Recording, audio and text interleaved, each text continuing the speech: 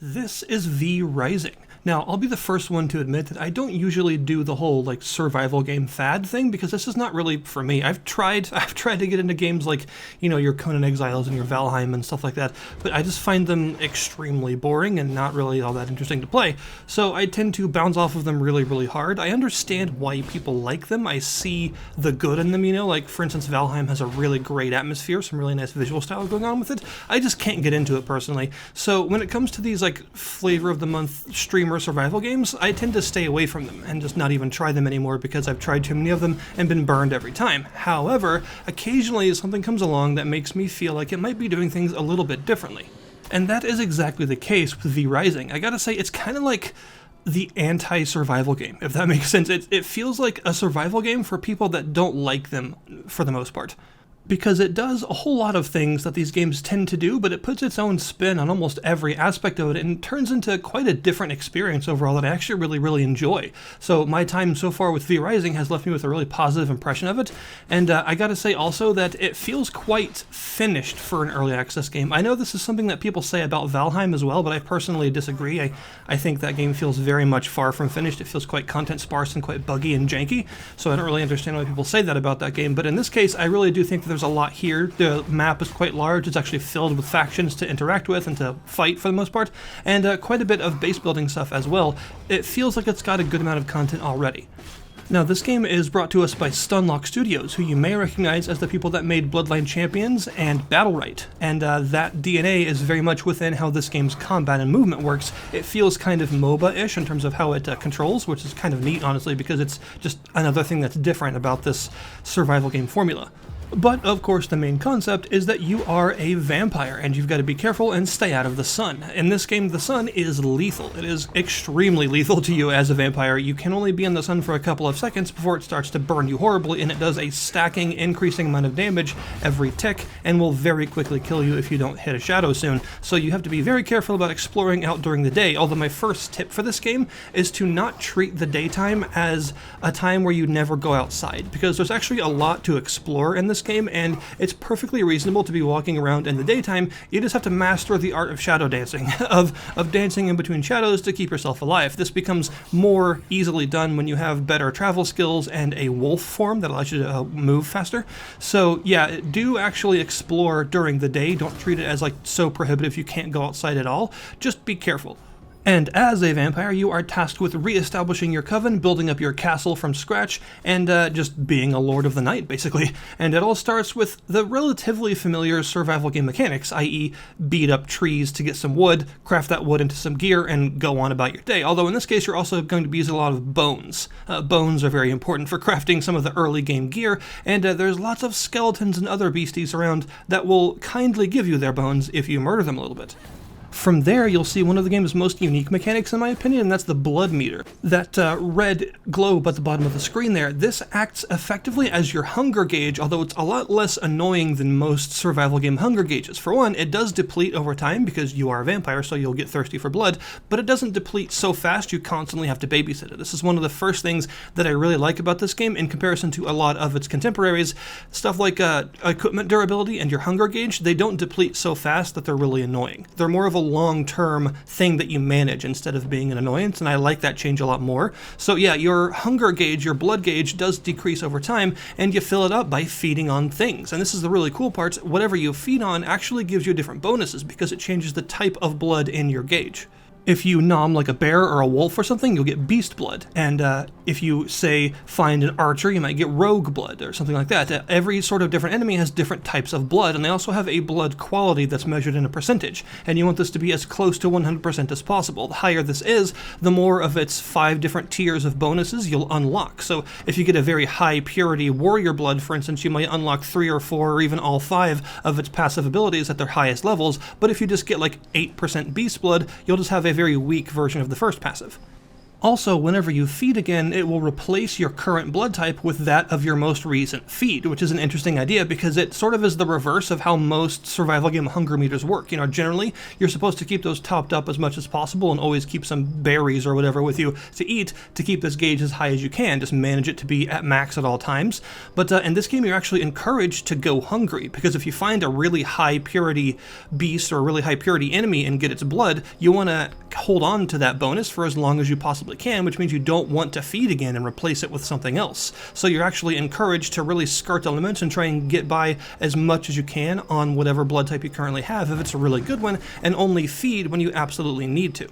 Combat is another thing that this game does differently. I find that most survival game combat is just sort of there to pad out the gameplay, and it generally is just like left click to win. Hopefully your numbers are higher than their numbers, and there's not really much to it. But in this case, it uses its sort of MOBA DNA to give a much more interesting combat system that involves all of your weapons having various different attacks. As you craft higher rarity versions of those weapons, you will actually gain new attacks for them, so it isn't just like a stat stick.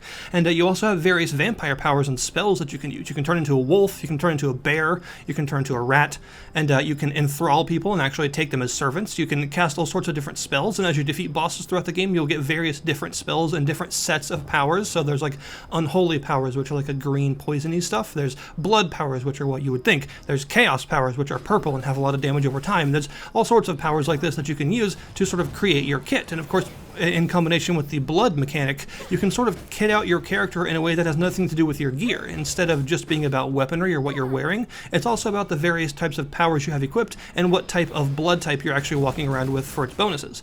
So this means that combat is actually quite fun, and enemies are definitely a threat, but when it comes to boss battles, this game does a lot to make them very interesting.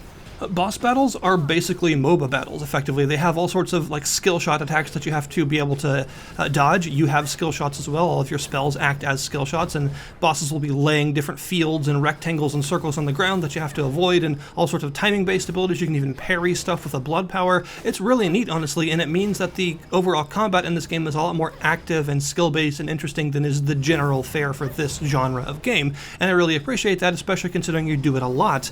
And there's even a lot of combat-flavored resource gathering, like for instance, you can actually plant flowers on graves to summon undead and then kill them for various rare components. So it's a really good thing, honestly, and it's a very high part of the game for me to have combat that's actually very enjoyable considering how often you have to do it. And a lot of the map places that you can find, the various locations you can come across, will be things like bandit camps and sulfur mines and iron mines and all sorts of places like that. Places where you can gather the resources that you need to make yourself stronger, but they're not going to come easy because these mines are actually inhabited by people. And this is another thing that this game does differently from the usual survival game fare. The world is not empty. You aren't just a dude on an island. Instead, the world has its own factions that are already in place when you get here. There are bandits, there are soldiers, there are undead, there are all sorts of things roaming around, and they can actually fight each other. Even bosses can fight each other. You might find a wandering chaos archer and a wandering alpha wolf actually run into each other and start fighting, and you can actually pick the loser off, or the winner off rather, for some extra powers and stuff. And it's a really neat idea because it makes the world feel less like an empty shell and more like a living thing. You know, you might be on your way to a mine to pick up some resources, and then on your way there you see a skeleton priest raising a bunch of skeletons laying siege to a bandit camp, and it's just little touches like that that make the world feel more interesting to actually explore. And it can also give you some unexpected goals from occasion. You know, you might see a boss at like half health, a boss that you didn't even know about, that you had no plans of actually attacking, but seeing as they presented themselves already beat up to you, you might as well finish them off, and you get some extra stuff that you didn't expect for that. That actually happened to me twice. And this leads us to another thing that this game does differently, which is its progression system. Traditionally, in these games, progression is a very material tier-based thing. You know, you go from like wood to copper to iron and stuff like that, and the progression is based on what materials you have the tools to harvest, and thus what materials you can make new gear out of to harvest the material after that. It's a very straight line oftentimes. This game does things a little bit differently. You do have the material harvesting thing, but the actual progression instead is based around fighting bosses. You can construct a building for your castle called a blood altar quite early on, and this will show you a list of the bosses in the game that are near your level, and you just raise your gear level by equipping better gear. It will also show you what kinds of things that they will unlock if you beat them, and all you gotta do is track them, and you'll get a little compass blip that will tell you which direction to travel, and you can go across the world and find them and beat them up. And if you're able to beat them up, you will get their V-blood, which is the sort of resource that you obtain for draining them on death. And this will unlock things like new recipes, new blueprints, new buildable stations for crafting, and new powers for your vampire, new magic and stuff. So a lot of the progression is actually based on finding bosses near you and going and beating the crap out of them, and then coming back to your base with a bunch of shiny new stuff, which I think is a much more interesting way to do progression because it is a lot more involved. It requires you to strike out in the world and go to new places that you haven't explored yet, because the bosses will be farther and farther away from your base in new places along the world, and actually go out and fight things and come back with new shinies. This, of course, leads into the base building, which I think is done quite well. It is based on a very gothic castle aesthetic because you are a vampire, so of course that's what it looks like. And it is pretty flexible. You can find all sorts of different floor types, which is actually kind of neat because if you make a floor and a wall that's all connected together, a ceiling will be added automatically, which is of course very important because, you know, allergic to the sun and all that, so you definitely want a ceiling. But all of your production stations actually have a specific floor type that they're best on, and if you surround a production station like a tanning rack or a sawmill or a grinder or whatever, if you surround one of these things with walls and floors and a ceiling, it will actually work a little bit faster. And if you put it on a floor type that is matching to its preferred type, you know, like the forge floor or the workshop floor or the alchemy floor, there are all sorts of different ones, it will actually take fewer resources to do what it does. So that's pretty neat. And I also like how all of the crafting stations have their recipes for the various things that they can produce right up on the screen for you in a really easy to read format and not in an annoyingly large grid or a really terrible UI. I found that these games tend to have really weird or often bad user interfaces, but this one's actually pretty slick. I do think that your overall inventory interface could be slightly improved to be a bit less listy, but for the most part, I think the interfaces for all the stations and things is actually done quite well. So you will be gathering various materials and building up your castle. There are all sorts of things you can build in your castle, from various crafting stations to bits of furniture to windows and different floorings and wallpapers even, all sorts of things. It's really quite a nice building system, and I'm a little bit biased because I love spooky season and I'm a fan of that like gothic aesthetic, so obviously I'm gonna like it. If you're not a fan of that aesthetic, you might not like it as much because you can't change it to something else really. I mean, there are more visual options as you go through the game, but you're still a vampire, so you're gonna have a vampire castle. That's just how it is. And I think this is a really solid start for an enjoyable survival game. I think that this company has proven itself in the past to release good games that people enjoyed, and I do trust them to run a good early access campaign, especially when they start with a foundation that feels this complete already. And I think that if you're like me and you often aren't a fan of these survival games that seem to pop up every couple of months, maybe try this one out because it does things differently enough to where even someone like me that normally doesn't like them is actually really enjoying myself with it. You can even choose to be on a PvE or a PvP server, and you can even run a completely solo game if you want to, so you don't have to worry about other players. I like the amount of different options for different people that they have. You can even tweak the resource values and things in your server so that you can make things like more or less tedious depending on how you're finding the resource gathering rate in the game and stuff. So yeah, I'm a big fan of all the options that they present to you, and I think it does a really good job of being an anti-survival game,